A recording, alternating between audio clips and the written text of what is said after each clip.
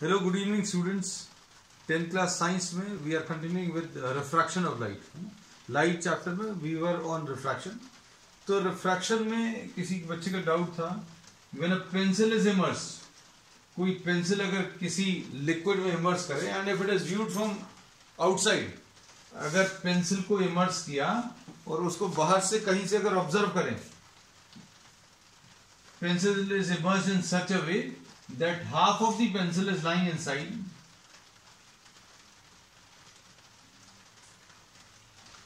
इसमें ये ऐसा कुछ है diagram, half of it is lying outside and half of it is lying inside। अगर ये ऐसा कुछ है, it appears to be bent at this point, जहां पर भी ये बाउंड्री है बिटवीन एयर एंड वाटर, वहां पर ऐसा लगता है दिस इज स्लाइटली बेंड। तो ये बेंड क्यों समझ में आती है? The cause is refraction of light. Cause refraction of light कैसे है वो देखो ध्यान से। इसमें अभी हम लोग ये बोलेंगे कि अगर आप इसको यहां कहीं से ऑब्जर्व कर रहे हैं तो इस पॉइंट की इमेज अभी हम लोग बनाने की कोशिश करेंगे। तो अभी हम लोगों ने जैसा पिछले प्रॉब्लम में लिया था, हमने बोला था अगर कोई ऑब्जेक्ट यहां कहीं पर रखा है, it will appear to be raised, थोड़ा सा उठा हुआ समझ में आएगा, due to what? Refraction of light. इससे लाइट रेज जो हैं कैसी जाएंगी? ये दो लाइट रेज अगर आप ले लें तो ये दो light rays, these two light rays are moving from denser medium to rare medium. Denser से रेयर में अगर जा रही हैं तो क्या होगा? These will bend away from the normal. लेकिन ये आगे जाकर नहीं मिलेंगी, but these appear to be coming from somewhere behind. तो इस ऑब्जेक्ट की जो इमेज है यहां कहीं पर बनेगी।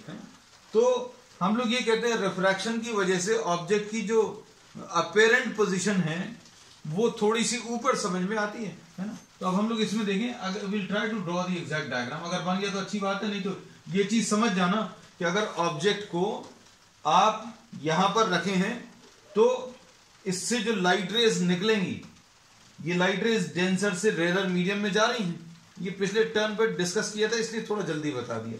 लाइट रेज डेंसर मीडियम से रेयर मीडियम में जा रही हैं, तो instead of going straight these will bend away from the normal. ये वाली लाइट रे भी this will bend away from the normal. और ये दोनों लाइट रेज जो है आगे जाकर तो नहीं मिलेंगी, but these appear to be coming from somewhere behind. तो ये जो ऑब्जेक्ट है इसकी इमेज यहां कहीं पर बनती है ना।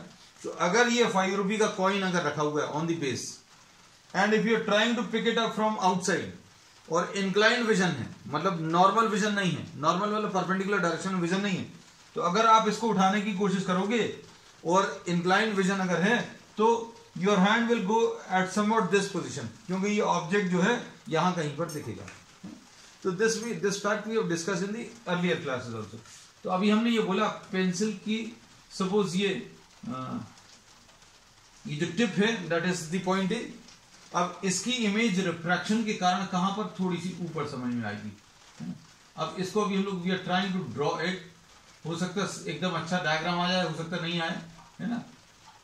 लेकिन अगर अच्छा डायग्राम नहीं आता तो भी अभी आपको बेसिक्स तो बताइए इसमें, है ना, क्योंकि डायग्राम्स हमसे बहुत अच्छे नहीं बनेंगे। Light ray is travelling from denser medium to rare medium. Light ray is travelling from denser medium to rarer medium, therefore instead of going straight this will bend away from the normal। और यहां पर भी क्या होगा? light ray is entering from denser to rarer, so this will bend away from the normal, है ना। ये दोनों लाइट रेज आगे जाकर तो नहीं मिलेंगी, but these appear to be coming from somewhere behind। हाँ, आ गया डायग्राम, तो बहुत अच्छा।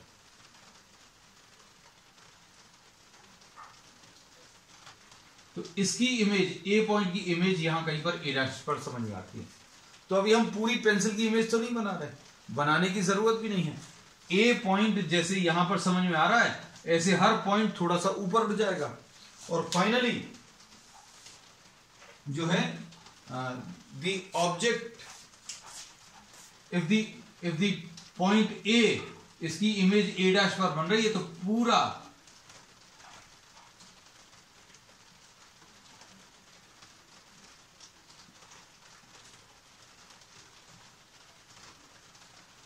इसकी इमेज ऐसी को समझ में आएगी। मतलब अभी हमने ऐसा बोला था, थोड़ा सा मैग्नीफाई करके दिखा दे रहे हैं, क्योंकि हो सकता है शायद आपको अच्छा नहीं दिखे। इस ए पॉइंट की इमेज अगर यहां कहीं पर दिखेगी, थोड़ी सी ऊपर अगर दिखेगी, तो क्या होगा, ये पूरी पेंसिल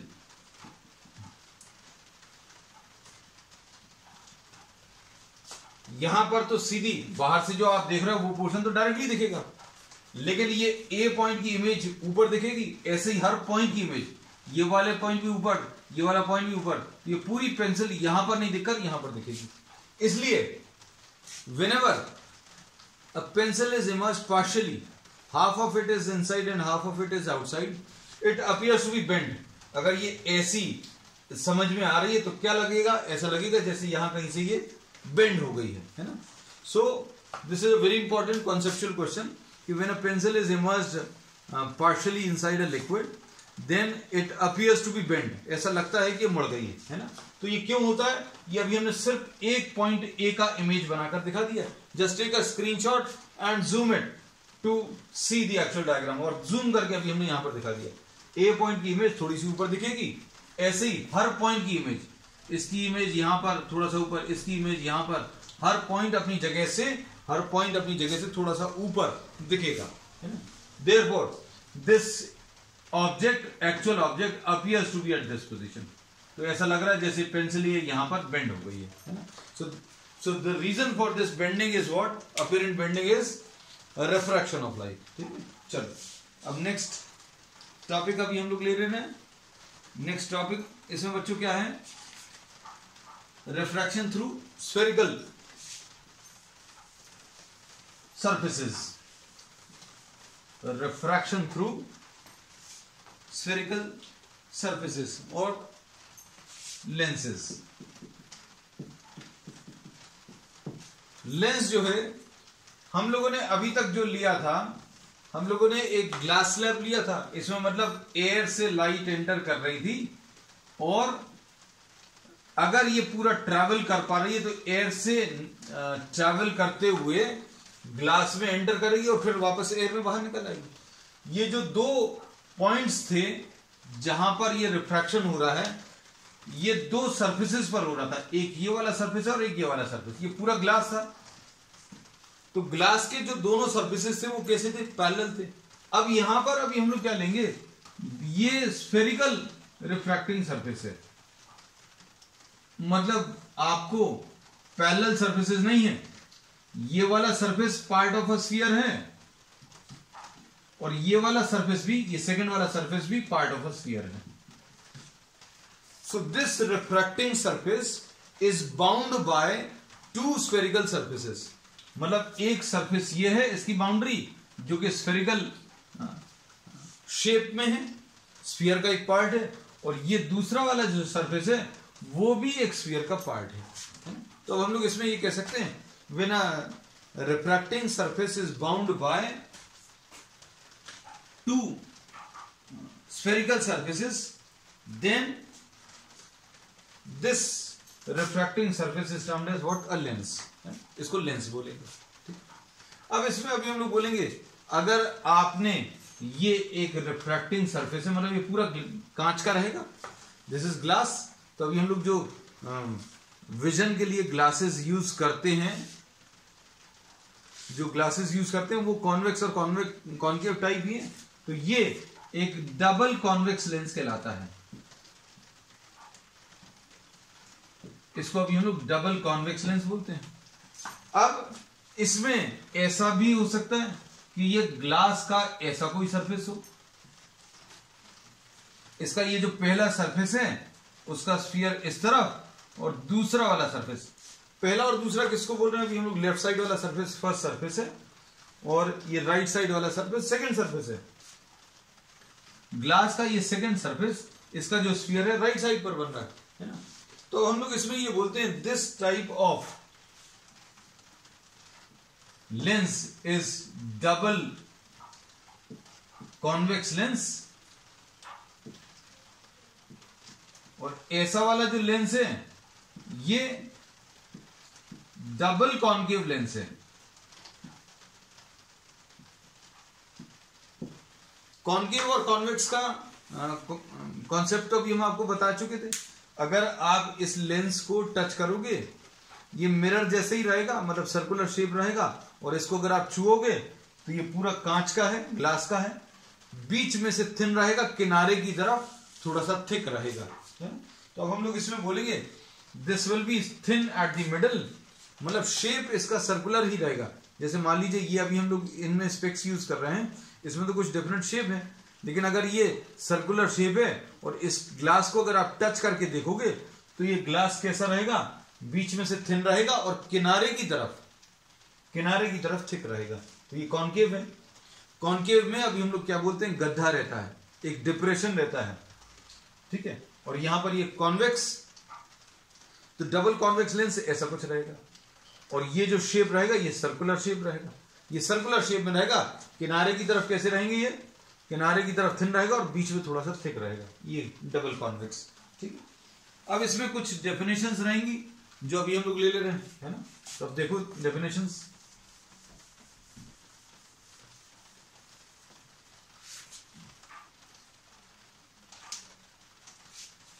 अब इसमें अभी हम लोग ये कहते हैं कि अगर आपने ये डबल कॉन्वेक्स लेंस ले लिया, तो इसका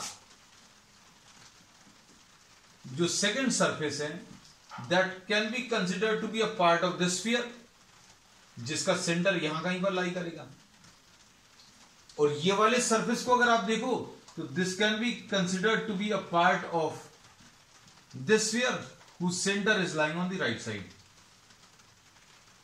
तो अब हम लोग इसमें क्या बोलेंगे बच्चों, इसमें अभी हम लोग ये बोल सकते हैं कि this will be the centre of curvature for the second surface. इसको C2 बोल दिया, इसको C1 बोल दिया, ठीक है। तो नाम ही अगर देना है तो ये पहले सरफेस का सेंटर राइट साइड में लाई कर रहा है, दूसरे वाले सरफेस का सेंटर लेफ्ट साइड में लाई कर रहा है, तो इसको C2 और इसको C1 बोल दिया, है ना। कुछ बुक्स में थोड़ा सा अलग दिया है, nothing to worry about, these are names. अब इसको ऐसा कह सकते हो भाई, अगर आपको इनमें कंफ्यूजन होता है तो बेस्ट तरीका ये है, you can write this as C and C'। So just to avoid confusion, हमने बोला ये पहला सरफेस, इसका जो सेंटर है, इसका अगर आप स्फीयर कंप्लीट करोगे तो इसका सेंटर यहां कहीं पर लाई करेगा, और ये दूसरा वाला सरफेस, इसका स्फीयर अगर कंप्लीट करोगे तो इसका सेंटर यहां कहीं पर लाई करेगा। और ये इन C और C' को अभी हम लोग क्या बोलते हैं, सेंटर ऑफ कर्वेचर। ये बिल्कुल वैसे ही है जैसे अभी हम लोगों ने किसमें, मिरर्स में लिए थे, है ना। और इसमें बच्चों line joining C and C', line joining C and C' is called what, the principal axis। तो ये प्रिंसिपल एक्सिस आ गई।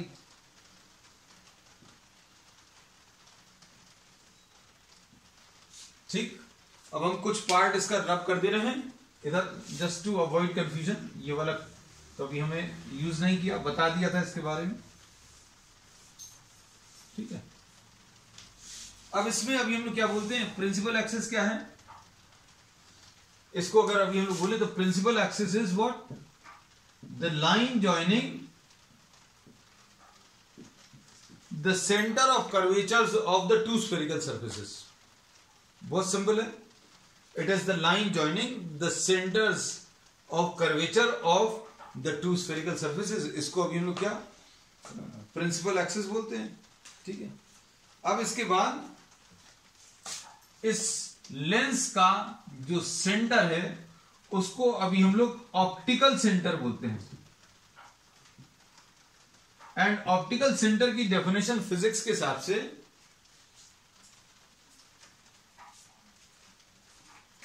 क्या रहेगी, a light ray passing through the centre of curvature does not suffer any deviation. अभी हमें यह मालूम है कोई भी लाइट रे अगर रेयर से डेंसर में जाएगी, फिर डेंसर से रेयर में जाएगी तो उसका रास्ता बदलेगा, लेकिन इसमें अभी हम लोग बोलते हैं कि बदलेगा, डेफिनेटली बदलेगा। ये जो रिफ्रैक्शन का रूल है, refraction is what, when light enters from one medium into another there is a change in the path of the light रे।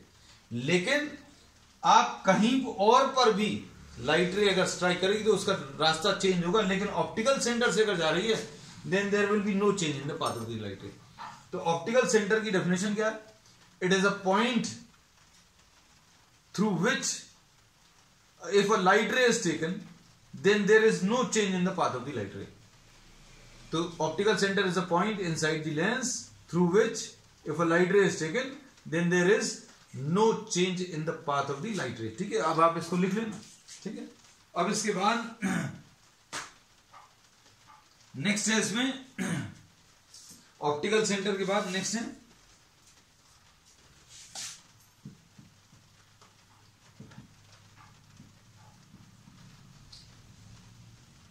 अच्छा. इसमें पहले तो प्रिंसिपल फोकस वर्क, अभी हम लोग बाद में आएंगे, है ना.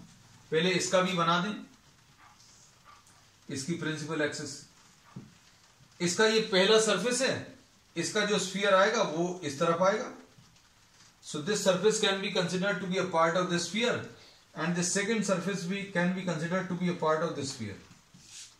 इसका सेंटर यहां कहीं पर आएगा C, और इसका सेंटर यहां कहीं पर आएगा C डैश, है ना. The line joining C and C dash will be what? This will be the principal axis. तो ये principal axis आ गया. अब इसका जो ऑप्टिकल सेंटर है वो ये आएगा. तो ऑप्टिकल सेंटर क्या है? It is a point inside the lens through which if a light ray is taken, then there will be no change in the path of the light ray. ठीक है. अब इसके बाद देखो नेक्स्ट क्या है. नेक्स्ट अभी हम लोग ले रहे हैं प्रिंसिपल फोकस. अब प्रिंसिपल फोकस क्या है? तो डेफिनेशन बच्चों देखते जाना.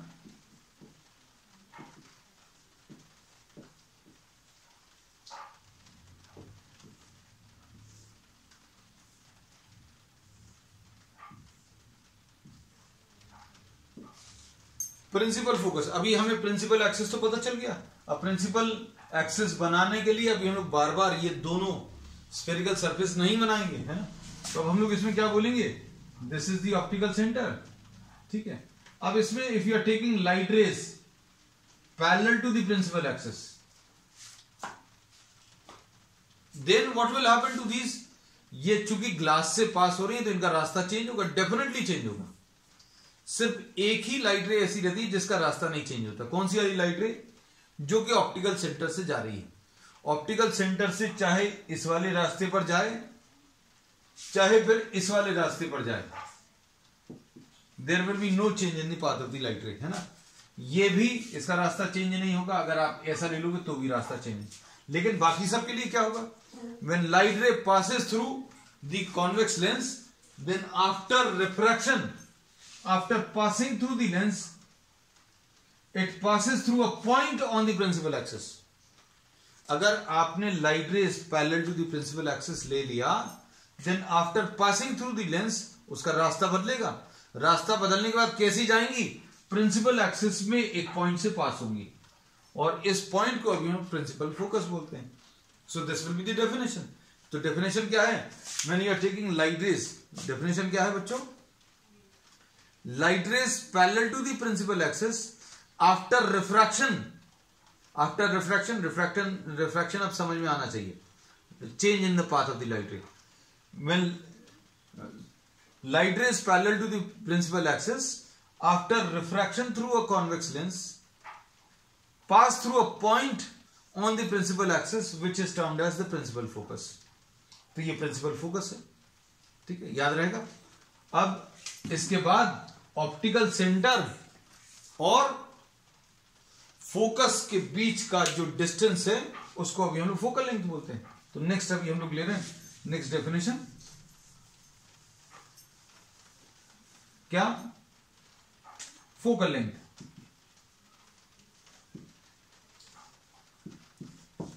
तो फोकल लेंथ को अभी हम लोग एफ से रिप्रेजेंट करते हैं, and it is what? The distance between O and F. Optical centre और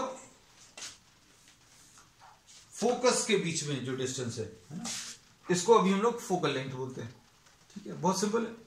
तो अब ये याद रखना है ना. इसमें क्या चीज याद रखना? Light rays parallel to the principal axis after refraction pass through a point on the principal axis which is termed as the principal focus. तो ये प्रिंसिपल फोकस आ गया है ना बच्चों. अब देखो बच्चों, इसमें नेक्स्ट है, अगर आपने यहां पर कोई सोर्स ऑफ लाइट ले लिया उतने ही डिस्टेंस पर ऑन दी अदर साइड, और इससे अगर लाइट रेज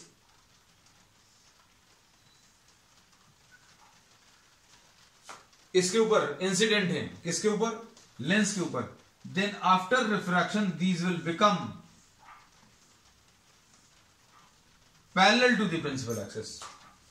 तो हम लोग क्या कह सकते हैं इसमें कि कॉन्वेक्स लेंस के दो फोकस आने वाले हैं। कॉन्वेक्स लेंस के दो फोकस कौन से हैं, light ray parallel to the principal axis after refraction pass through a point on the principal axis which is termed as the principal focus, और इसको अभी हम लोग जनरली सेकेंड प्रिंसिपल फोकस बोलते हैं। This is termed as the first focus. वैसे simply हम लोग आगे जो यूज करेंगे फोकस से ही काम चल जाएगा। If light rays are starting from the focus and falling और incident on the convex lens, then after refraction through the lens, after passing through the lens will become parallel to the principal axis. ठीक है, चलो अब इसके बाद ये तो अभी हम लोगों ने ले लिया किसके लिए, कॉन्वेक्स लेंस के लिए। तो कॉन्वेक्स लेंस की खासियत क्या है कि ये पैरेलल लाइट रेज को एक पॉइंट पर कलेक्ट कर देता है ना, पैरेलल लाइट रेज को एक पॉइंट पर कलेक्ट कर देता है। तो मतलब लाइट रेज को इकट्ठा कर रहा है, इकट्ठा करना यानी कन्वर्ज करना है ना। तो this convex lens is also termed as the converging lens। इसको अभी हम लोग कन्वर्जिंग लेंस भी बोलते हैं क्योंकि लाइट रेज को क्या करता है, कन्वर्ज करता है ना। तो अब हम लोगों ने क्या बोला, कन्वर्जिंग लेंस क्यों बोलते हैं, क्योंकि light rays which are parallel to the principal axis after refraction meet at a point और converge at a point which is the principal focus है ना। अब इसमें आपने देखा होगा लेंस की मदद से बच्चे बहुत ये खेल करते हैं। Convex lenses if you are focusing it towards the sun है ना, एक तो कॉनकेव मिरर से भी हो सकता है ये काम, लेकिन उसमें मिरर को आपको उसकी तरफ फोकस, सन की तरफ फोकस करना पड़ेगा। जब सन की तरफ आप डायरेक्ट करोगे, ये मिरर है, सन की तरफ डायरेक्ट करोगे तो ये रिफ्लेक्शन देगा यहां कहीं पर है ना, तो आपको आगे पीछे करके इसकी इमेज यहां पर बनानी पड़ेगी। दूसरा क्या है, ये तो मिरर है, अब हम लोग क्या पढ़ रहे हैं, लेंस पढ़ रहे हैं, तो लेंस ट्रांसपेरेंट रहेगा इसके जैसा है ना। तो आप इसको अगर सन की तरफ फोकस करोगे तो इसमें से लाइट रेज पास होकर इधर कहीं पर आएंगे। So you have to place a paper on the back side, lens रखो, उससे लाइट रेज आ रही हैं, और चूंकि सन से आ रही है तो सन इंफिनिटी पर है। सन कहां पर है, इंफिनिटी पर, और इंफिनिटी से जो भी लाइट रेज आती है, ये याद रखना हमेशा के लिए, लाइट रेज जो भी इंफिनिटी से आती है वो पैरेलल होती है। तो ये पैरेलल लाइट रेज आ रही हैं, तो आपने यहां पर लेंस रखा, लेंस से लाइट रेज आ रही हैं, यहां पर पीछे पेपर लगा दिया, तो पेपर को आप आगे पीछे करके इसकी जहां पर ब्राइट इमेज बन जाए वो उसका फोकस रहेगा। सो this is how you find out what the approximate focal length of a convex lens है ना। कॉन्वेक्स लेंस की अप्रोक्सीमेट फोकल लेंथ निकाली जा सकती है कैसे, लेंस को सन की तरफ रखकर, बाकी आप पेपर हाथ में लेकर ऑन द बैक साइड आप आगे पीछे करो, जहां पर इसकी ब्राइट इमेज बन जाए वो रोक लो, तो ये लेंस और पेपर के बीच का जो डिस्टेंस है that will give you what, the focal length of the convex lens. ठीक, अब इसके बाद बच्चों नेक्स्ट है इसमें कॉनकेव। तो कॉनकेव लेंस में अब हम लोग प्रिंसिपल फोकस इसका बताएंगे। तो इसकी खासियत क्या है,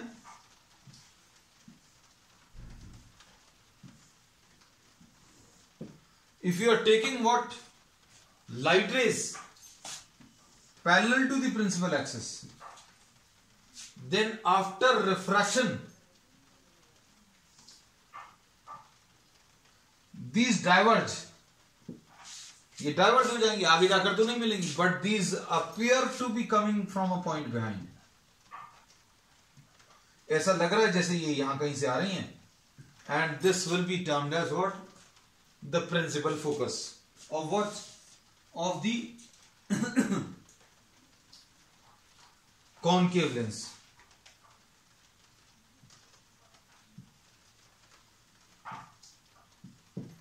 अब इसमें इसको अभी हम लोगों ने सेकेंड प्रिंसिपल फोकस बोला था, पैरेलल लाइट रेज जहां पर भी मिल रही हैं उसको सेकंड प्रिंसिपल फोकस बोला था। तो this will be what the second principal focus of concave lens, ऐसा कुछ आएगा है? तो ये क्या है, रियल है कि वर्चुअल है? एक्चुअल में तो लाइट रेज नहीं आ रही, but these appear to be coming from a point behind, therefore this is having what a virtual focus. अब इसके बाद नेक्स्ट इसमें क्या है,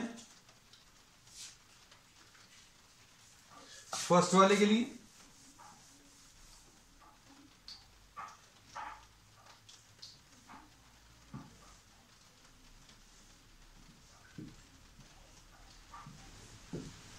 फर्स्ट वाले की डेफिनेशन कैसी थी, हम लोगों ने ये बोला था, इसको भी रब करते हैं ना, this is creating unnecessary confusion and space is also occupied, है ना। तो अभी हम लोगों ने इसमें फर्स्ट प्रिंसिपल फोकस इसका कैसे बोला था, ये तो सेकंड था।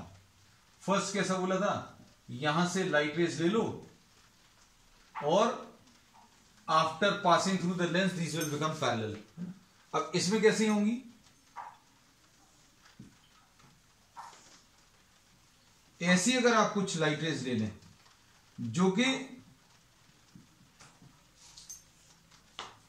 ऐसा लग रहा है कि फोकस के थ्रू जाएंगी, after refraction will become parallel to the principal axis, ठीक है।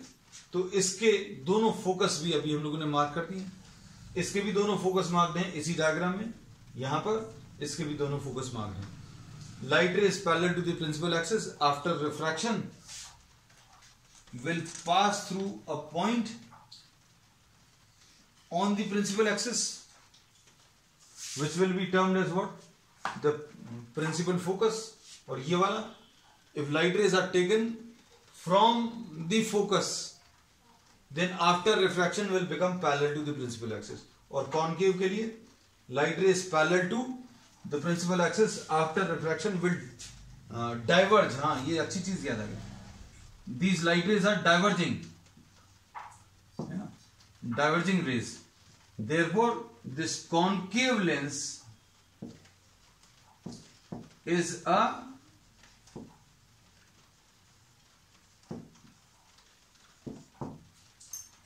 concave lens is what, a diverging lens।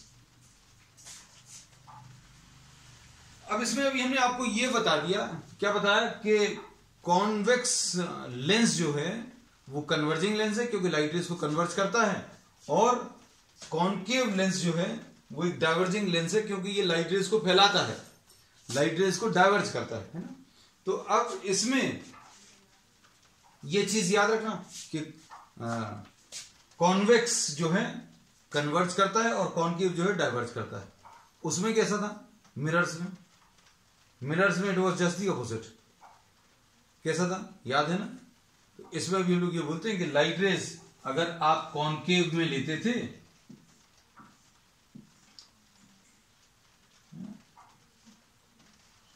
After reflection these pass through a point on the principal axis which was the principal focus, ये mirror का। तो अभी हम लोग इसमें कहते हैं कंफ्यूज बिल्कुल नहीं होना, मिरर में कॉन्केव कन्वर्जिंग था, लेंस में कॉन्वेक्स कन्वर्जिंग है, ठीक है, ये याद रखना। तो लेंस में कॉन्वेक्स कन्वर्जिंग है, ठीक है, और इसमें लेंस में कॉन्केव डाइवर्जिंग है, ठीक। और अब इसमें any plane which passes through the focus will be termed as what, the focal plane, है ना।